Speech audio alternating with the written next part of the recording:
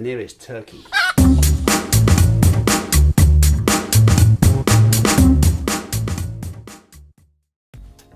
Hello and welcome to Rhineland Cutlery.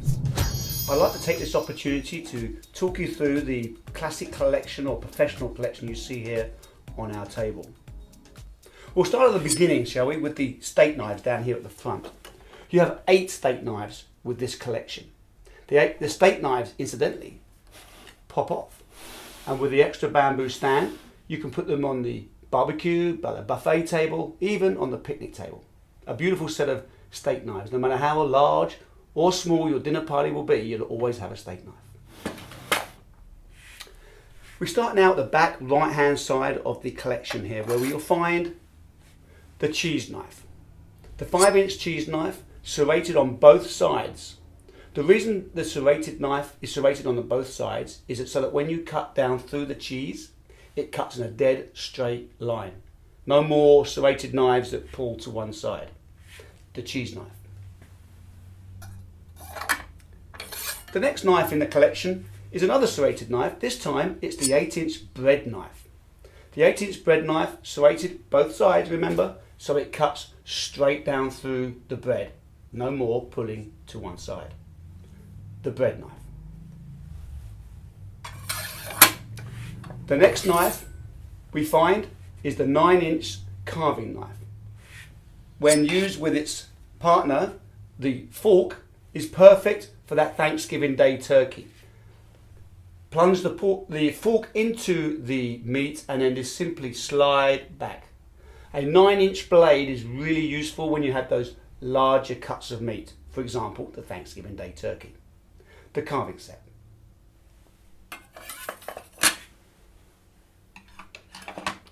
Now over here we have the 7-inch filleting knife, or fillet knife if you prefer. A great knife, super sharp, as indeed are all our beautiful knives. Flexible.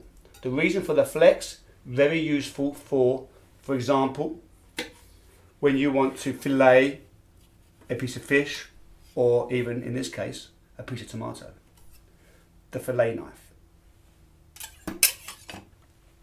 Back here we have the 6-inch santoku knife. One of our most popular selling knives as an individual piece. Super sharp, big enough yet small enough. Ideal for vegetable work and for meat work. However, we do have an 8-inch santoku knife, which is very popular, particularly with our male customers. A little bit bigger, balances perfectly. Now this knife is a very versatile knife with a slightly wider blade. Very useful, very sharp as we know already. That wider blade comes in use, as you'll see later, with the cleaver, but with the santoku you can start to get the habit of chopping. Quite an easy thing to learn to do over a period of time. Now the santoku blade has a slight curve to it. Very useful when you want to do the rock chop for vegetables, herbs, or should I say herbs, and so on. The wide blade, very useful in addition for crushing garlic and for scooping things up. Super sharp. The thing I like most of all about this santoku knife, this one in particular, it's not too big and it's not too small. Now then, we talked about chopping just now with the santoku. Let's look at the cleaver. A knife that arguably is probably the most useful knife in the kitchen. In fact, when I was trained how to use a knife, they handed me the cleaver and they said, there we go, Stephen, there's your vegetable knife. Now, I was somewhat confused at the time, but now it makes absolute sense to me. When you're not super confident with a knife, this in actual fact is actually the safest knife in the kitchen. Once your knuckles are on that blade, you've got 4.5 inches to go up before you even run the risk of hurting yourself on the way down again. So, when you're teaching yourself how to chop, you know that so long as your knuckle is on that blade, your fingers here are protected. So you can teach yourself to chop just as before with the santoku. Again, very useful for the rock chop for herbs and spices, crushing garlic and scooping things up. The 7-inch Asian cleaver. Also tucked back here is one of our most popular knives, the paring knife. A very useful knife. In actual fact, it's the knife that all chefs ask for almost first of all. Very useful for that intricate work with vegetables and for peeling potatoes, tomatoes and any other vegetable that you need to peel. The paring knife. The last thing you'll see here within the classic collection is our honing steel.